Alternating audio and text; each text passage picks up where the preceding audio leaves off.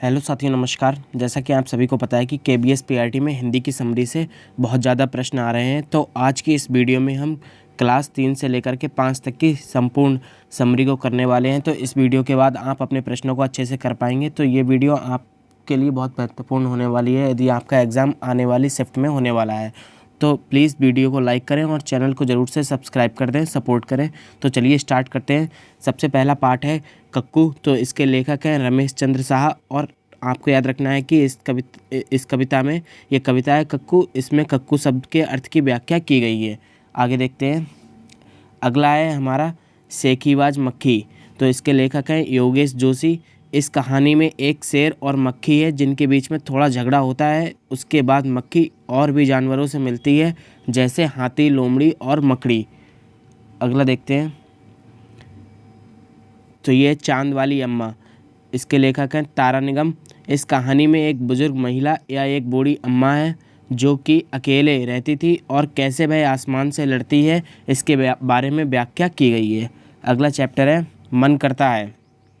तो सुरेंद्र विक्रम के द्वारा लिखा गया है। इस कविता में एक बच्चा बता रहा है कि उसका क्या क्या करने का मन करता है, जैसे आसमान में दौड़, चंदा बनकर औकात दिखाना, बाबा बनकर धौंस जमाऊं आदि। आगे देखते हैं। बहादुर बिट्टो। यह एक पंजाबी लोक कथा है जिसमें एक किसान की पत्नी बिट्टो का वर्णन किया गया है। अगला देखते हैं। हमसे सब कहते हैं। तो निरंकार देव सेवक लेखक हैं इसके। और यह एक कविता है जिसमें एक बच्चा प्रकृति की चीज़ों को रोकने की बात कर रहा है, जैसे नहीं सूर्य से कहता कोई, धूप यहाँ पर मत फैलाओ। अगला देखते हैं। टिप टिपवा। लेखक हैं गिरिजा रानी अस्थाना। और इसमें क्या है, टिप टिपवा कहानी उत्तर प्रदेश की लोक कथा पर आधारित है। इस कहानी में एक बुढ़िया का वर्णन है जो अपने पोते को रोज रात को सोते समय कहानी सुनाती है। अगला देखते हैं। बंदर बांट हरिवंश राय बच्चन जी की है। इस कहानी में बताया गया है कि कैसे दो बिल्लियां, जिसमें एक काली और एक सफ़ेद है, की लड़ाई में एक बंदर उससे रोटी को खा जाता है। आगे देखते हैं। कब आऊँ, R.S. त्रिपाठी के द्वारा है। यह कहानी बुद्धि विनोद पर आधारित है। इस कहानी में लेखक ने अवंती के एक रक्षाज का वर्णन किया है। आगे देखते हैं। क्योंजीमल और कैसलिया सुबीर शुक्ला की है। इस कहानी में दो दोस्त हैं, एक का नाम है क्योंजीमल और दूसरे का नाम है कैसलिया। इन दोनों मित्रों के माध्यम से आटा सानकर रोटी बनाने की विधि बताई है और ये दोनों कैसे भी अपने सवालों से लोगों को परेशान करते हैं। तो आगे देखते हैं। चैप्टर है मीरा बहन और बाघ। इसके बारे में देखते हैं।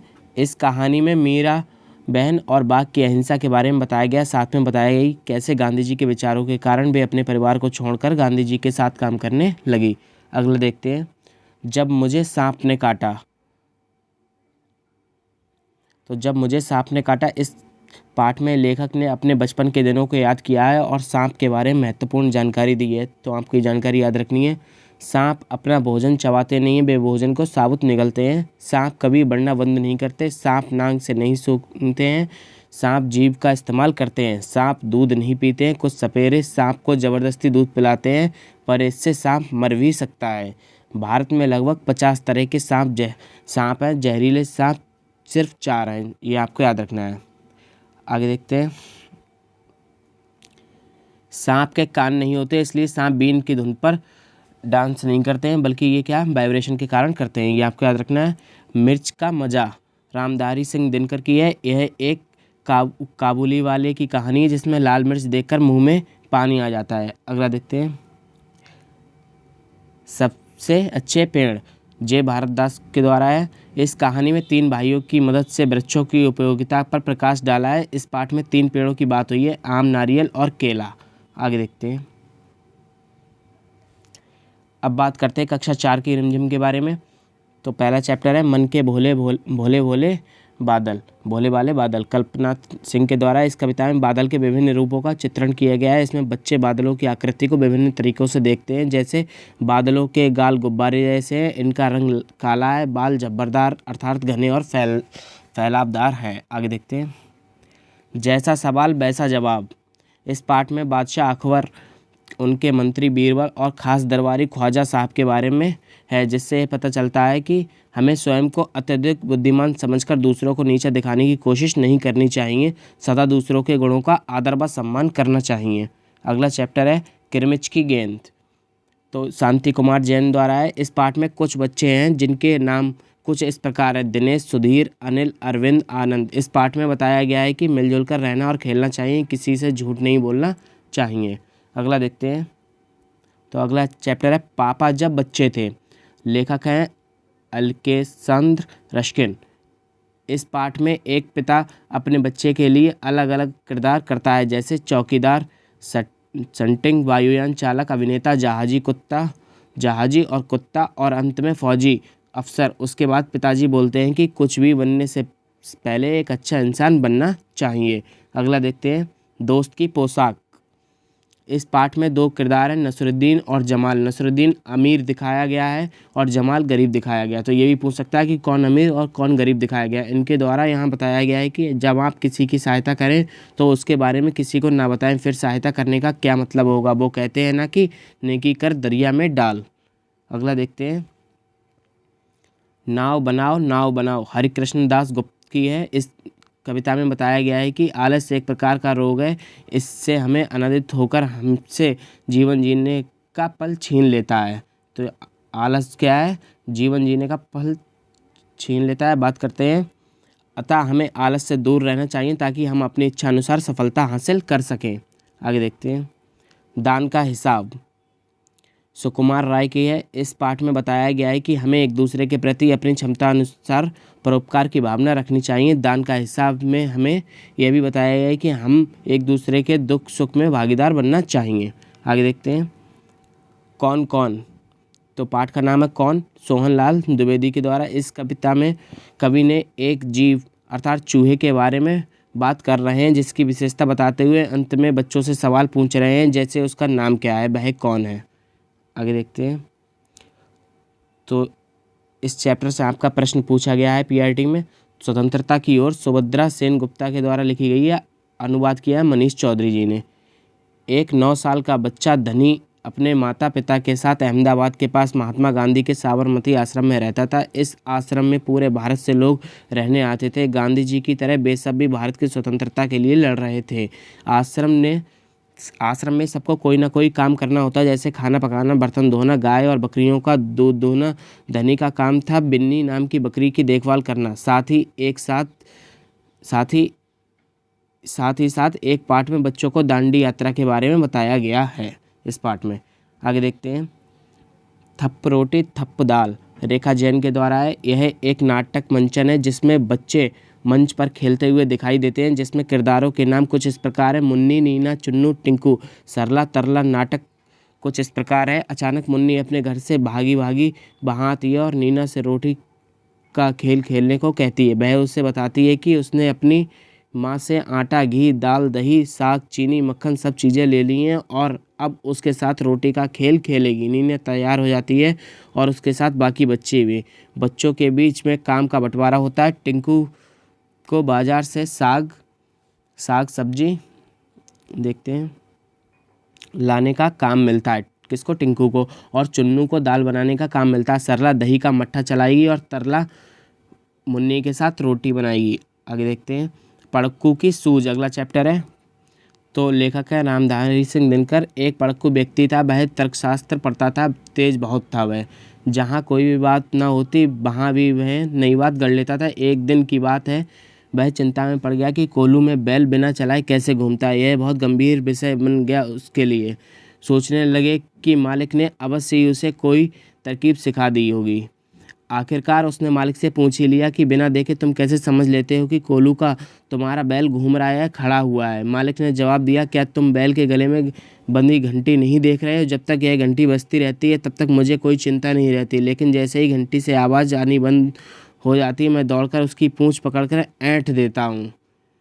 इस पर पड़क्कू ने कहा, तुम तो बिल्कुल बेवकूफ़ जैसी बातें कर रहे हो। ऐसा भी तो हो सकता है कि किसी दिन तुम्हारा बैल खड़ा खड़ा गर्दन हिलाता रह जाए। तुम समझोगे कि बैल चल रहा है, लेकिन शाम तक एक बूंद तेल भी नहीं निकल पाएगा। मालिक हंसकर बड़कू से बोला, जहाँ से तुमने यह ज्ञान सीखा है वहीं जाकर उसे फैलाओ। यहाँ पर सब कुछ सही है, क्योंकि मेरा बैल अभी तक तर्कशास्त्र नहीं पढ़ पाया। आगे देखते हैं। तो अगला चैप्टर है सुनीता की पहिया कुर्सी। सुनीता की पहिया कुर्सी में एक अपंग बच्ची के बारे में बात की गई है, जिसका नाम है सुनीता। इसमें बताया गया है कि हमें किसी की अपंगता का उपहास नहीं करना चाहिए, यानी कि मजाक नहीं बनाना चाहिए। हर व्यक्ति अपने आप में हर काम करने के लिए सक्षम है। हमें सुनीता और अमित जैसे बच्चों को जीवन में आगे बढ़ने के लिए प्रोत्साहित करना चाहिए। आगे देखते हैं। हुदहुद। तो इसमें हुदहुद पाठ में हुदहुद के बारे में बताया गया है। इसमें एक कलगी ताज कैसे मिली, जिसके बारे में हमें रोचक दृष्टांत देखने को मिलता है। जैसे हुदहुद की चोंच नाखून काटने वाली नरहनी से बहुत मिलती है, इसलिए कहीं कहीं इसे हजामिन चिड़िया के नाम से भी पुकारते हैं। दूब में कीड़ा ढूंढने के कारण हमारे देश में कहीं ना कहीं इसे पदुगया भी कहते हैं। अगला देखते हैं। मुफ्त ही मुफ्त। तो इसमें ममता पांडे के द्वारा लिखा गया है, अनुवाद किया है संध्या राव के द्वारा। बात करते हैं तो यह एक लोक कथा है, जिसमें लेखिका बता रही हैं कि एक भीखू भाई नामक कंजूस व्यक्ति का रोचक चित्रण किया गया है। तो ये तो हो गई क्लास 4th की बात। अब हम बात करते हैं क्लास 5th की। तो बात करें 5वीं क्लास की, तो पहला चैप्टर है राख के रस्सी। यह एक लोक कथा है। संस्कृति का ही एक और रूप पुरानी कहानियों में अभिव्यक्त होता है। जो कहानियाँ सैकड़ों वर्षों से चली आ रही हैं उन्हें लोक कथा कहते हैं। यह कहानी तिब्बत की लोक कथा है, जो हमें वहाँ के समाज की एक झलक देती है। हम यदि अपने आसपास के इलाकों की लोक कथाएँ पढ़ें या किसी बड़े बूढ़ों से सुने, तो उस कहानी में भी समाज, संस्कृति और इतिहास के बारे में बहुत सारी बात जान सकेंगे। तो ये कौन सी है? राख के रस्सी, जो कि लोक कथा है। कहाँ की है? तिब्बत की। आगे देखते हैं। फसलों के त्यौहार। तो ये फसलों के त्यौहार हैं।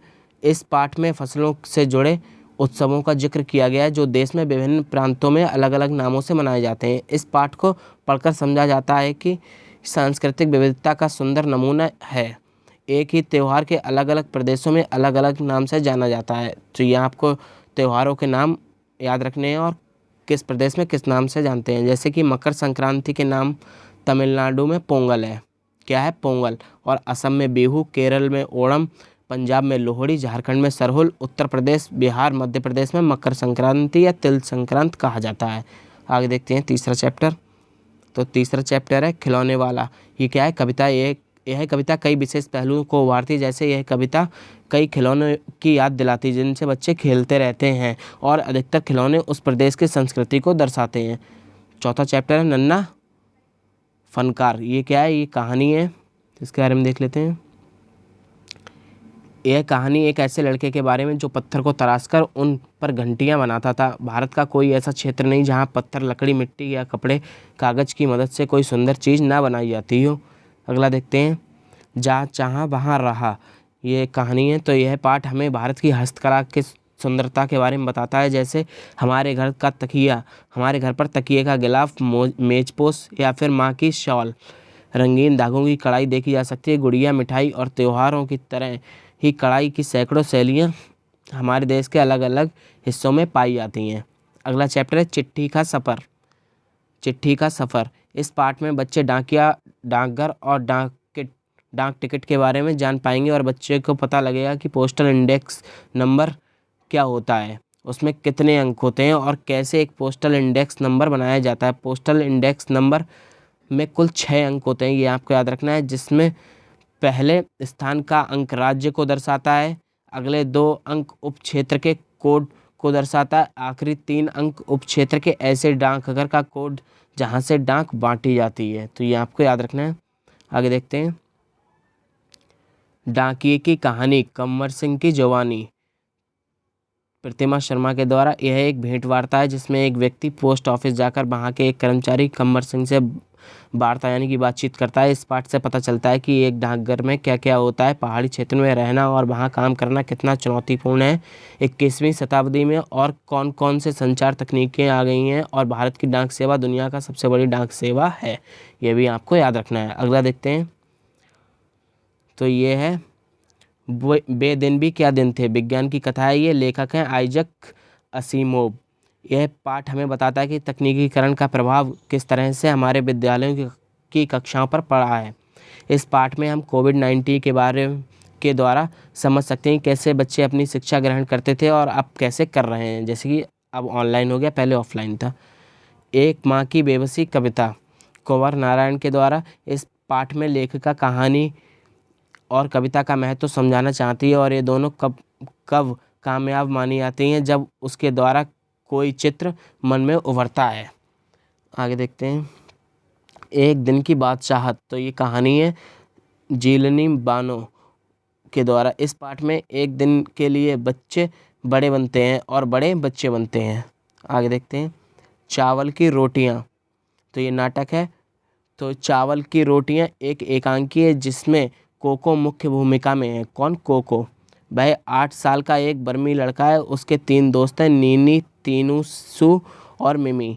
नीनी और तीनूसू बर्मी लड़के हैं और मिमी बर्मी लड़की है। उबा तुन जनता की दुकान का प्रबंधक है। ये आपको याद रखना। आगे देखते हैं। गुरु और चेला कविता है सोहनलाल द्विवेदी के द्वारा। छात्र इस कविता द्वारा अध्यापक और शिक्षक के संबंध की महत्व को समझेंगे। आगे देखते हैं। स्वामी की दादी, तो R.K. नारायण के द्वारा है। स्वामी की दादी में बताया गया है कि अपने बुजुर्गों के प्रति सम्मान व आदर का भाव रखना चाहिए, उनकी देखभाल करनी चाहिए। उनके सानिध्य में रहकर हमें प्रेरणादायक कहानियों के माध्यम से स्वयं को परिपक्व बना सकते हैं। हम हर अच्छे बुरे में फ़र्क को जानकर अपने व्यवहार और व्यक्तित्व को बेहतर बना सकते हैं। आगे देखते हैं। तो ये है बाघ आया उस रात, तो ये कविता है नागार्जुन की। इस कविता में बताया गया है कि जिस तरह से हम जंगलों का अंधाधुंध सफाया कर रहे हैं, भविष्य में मानव जीवन पर जंगली जानवरों का खतरा बढ़ना निश्चित है। पेड़ों को ना काटकर जंगलों को सुरक्षित रखना, वन के जीवन में दखल ना देना, जंगली जानवरों के आवासों को सुरक्षित रखना हमारी मुख्य जिम्मेदारी होनी चाहिए। बिशन की दिलेरी कहानी है ये प्रतिभानाथ की। इस पाठ में एक बच्चा बिशन कर्नल दत्ता के फार्म पर तो जो देखता है वह बताता है। और इस पाठ में बताया गया है कि पशु पक्षी या वन्य जीव प्राणी जो बेजवान होते हैं, जो अपना दुख प्रकट नहीं कर सकते हैं, उनके प्रति प्रेम की भावना रखनी चाहिए, हमारा मानवीय कर्तव्य है। इस पाठ को हम बाघ आया उस रात कविता से भी समझ सकते हैं। आगे देखते हैं। पानी रे पानी अनुपम मिश्र की है। इस पाठ में जल चक्र की बात की गई, साथ ही पानी की फिजूल खर्ची से हमें बचना चाहिए और भविष्य निधि के रूप में बरसात के पानी को बदकरण करके हमारी पहली प्राथमिकता होनी चाहिए। जल ही जीवन है, जल है तो जीवन है। इसकी कहानी सार्थकता को पूरा करना हमारा कर्तव्य है। आगे देखते हैं। छोटी सी हमारी नदी रविंद्रनाथ ठाकुर की है। इस पाठ में नदी और उससे संबंधित गतिविधियों को बेहद खूबसूरत ढंग से चित्रित किया गया, साथ ही साथ मौसम का असर कैसे नदियों पर होता है। अगला देखते हैं। तो ये लास्ट चैप्टर है चुनौती हिमालय की, यात्रा वर्णन है। सुरेखा पढ़कर द्वारा दिया गया है। तो यह पाठ एक यात्रा वर्णन है। इसमें कश्मीर की ऊंची और खूबसूरत वादियों से लेकर हिमालय की चोटी तक का बेहतरीन सफ़र का वर्णन किया गया है। तो साथियों, आपकी NCERT की समरी कंप्लीट होती है। हिंदी की 3 से लेकर के 5 तक की आपके जो भी आने वाली शिफ्ट में एग्ज़ाम होंगे तो इनसे प्रश्न जरूर पूछे जाएंगे। और यदि आपको ये वीडियो पसंद आई हो तो वीडियो को लाइक करें और चैनल को सब्सक्राइब करें। साथियों, सपोर्ट करें। Thank you.